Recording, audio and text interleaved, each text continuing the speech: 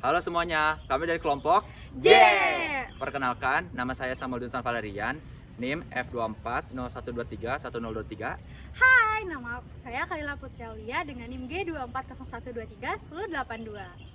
Hai, nama saya Farah Natoni dengan NIM F34012311138. Halo, nama saya Dinarane Putri Hutauruk, NIM G6412362. Lalu abisnya kita ngapain?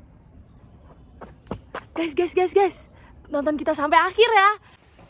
Inovasi berjalan sesuai dengan berkembangnya pengetahuan, terutama inovasi kimia, di mana kita menggantikan bahan kimia dengan bahan lain yang lebih ramah lingkungan. Pada kasus ini, kita akan menggantikan gas alam yang biasanya digunakan untuk kompor gas dengan hidrogen untuk inovasi kimia terbaru, yaitu kompor berbahan dasar hidrogen. Di sini juga ada tabung gasnya. Pada abad ke-19 terjadi suatu peristiwa penting, yaitu revolusi industri. Pada zaman itu, manusia mulai menggunakan batu bara dan minyak bumi yang kaya akan zat aram. Sejak itu, mereka mulai menggunakan kedua bahan ini sebagai bahan bakar. Namun, saat kedua bahan ini terbakar, mereka akan mengeluarkan karbon dioksida yang lama-kelamaan akan mengganggu keseimbangan komposisi udara di atmosfer. Selanjutnya di sini saya akan menjelaskan tentang cara kerja kompor hidrogen. Kompor hidrogen bekerja berdasarkan prinsip elektrokimia.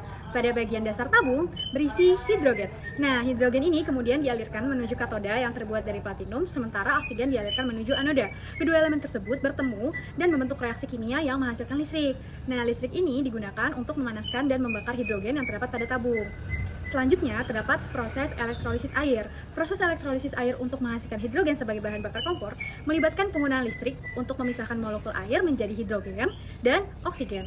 Selanjutnya di sini saya akan menjelaskan langkah-langkah yang perlu Anda persiapkan. Yang pertama, persiapkan perangkat elektrolisis. Anda memerlukan sebuah sel elektrolisis yang biasanya terdiri dari dua elektroda, yaitu katoda dan anoda. Nah, katoda ini biasanya terbuat dari logam seperti platinum atau stainless steel yang terendam dalam larutan elektrolit atau di dalam air. Nah, langkah yang kedua, siapkan air. Air atau H2O adalah bahan baku utama dalam proses ini. Nah, pastikan juga air yang Anda gunakan bersih dan tidak terkontaminasi oleh apapun, karena kontaminasi tersebut dapat merusak elektroda. Langkah yang ketiga yaitu hubungkan elektroda. Nah, sambungkan dua elektroda ke sumber daya listrik. Salah satu elektroda akan berfungsi sebagai katoda yang menarik ion positif dan yang lainnya sebagai anoda yang menarik ion negatif. Langkah yang keempat yaitu elektrolisis air. Nah, elektrolisis air ini terjadi ketika listrik dialirkan melalui air yang dialirkan juga melalui elektroda. Molekul air akan terpecah menjadi hidrogen atau H2 dan dari katoda dan oksigen O2 dari anoda. Nah, reaksi kimia yang terjadi adalah yang pertama, reaksi yang terjadi pada katoda yaitu 2H2O ditambah 2 elektron menjadi 2H2 ditambah 2OH, dan reaksi yang terjadi pada anoda yaitu 2H2O menjadi O2 plus 4H dan plus 4 elektron. Yang kelima adalah kumpulkan hidrogen. Nah, hidrogen yang dihasilkan dari proses tersebut dapat disimpan dalam wadah yang aman untuk digunakan sebagai bahan bakar kompor. Nah, kalian penasaran nggak sih keunggulan dari kompor hidrogen ini apa aja? Nah, yang pertama ini adalah kompor hidrogen tidak menghasilkan emisi berbahaya seperti karbon monoksida. Selain itu, kompor hidrogen lebih efisien dalam menghasilkan panas dibandingkan kompor biasa, karena pembakaran hidrogen menghasilkan energi panas yang lebih tinggi. Tapi, ada loh hal-hal yang harus kalian perhatikan dari kompor hidrogen ini. Nah, yang pertama adalah konsumsi energi tinggi. Proses elektrolisis air memerlukan banyak energi listrik untuk memisahkan molekul air. Untuk itu menggunakan kompor ini dengan efisien. Yang kedua adalah keamanan hidrogen. Hidrogen adalah gas yang mudah terbakar dan dapat membentuk campuran yang mudah meledak dengan udara dalam kisaran konsentrasi tertentu. Dengan demikian, penanganan, penyimpanan, dan transportasi hidrogen memerlukan perhatian khusus dan infrastruktur yang aman.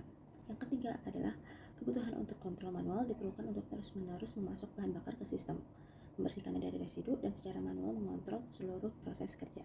Dapat kita simpulkan bahwa elektrolisis adalah penguraian suatu elektrolit oleh arus listrik. Pada sel elektrolisis, reaksi kimia akan terjadi jika alur listrik dialirkan melalui larutan elektrolit, yaitu energi listrik yang diubah menjadi energi kimia dari bahan air menjadi hidrogen yang digunakan untuk menjadi bahan bakar kompor. Dari hasil ini dapat ditarik kesimpulan bahwa hidrogen sangat berpotensial sebagai energi bahan bakar yang mendukung penciptaan lingkungan yang bersih dan juga mengurangi ketergantungan mengimpor sumber energi. Selain itu juga efisiensi bahan bakar hidrogen 2 kali lebih tinggi dibandingkan kendaraan bermesin yang menggunakan bahan bakar bensin. Lalu, penggunaan hidrogen sebagai bahan bakar tidak memberi efek rumah kaca, hujan asap, dan kerusakan lapisan. Dan bahan bakar hidrogen dari air memerlukan energi listrik yang cukup besar. Nah, itu aja sih yang kita mau tampilin. Kita berempat pamit undur diri. Dadah!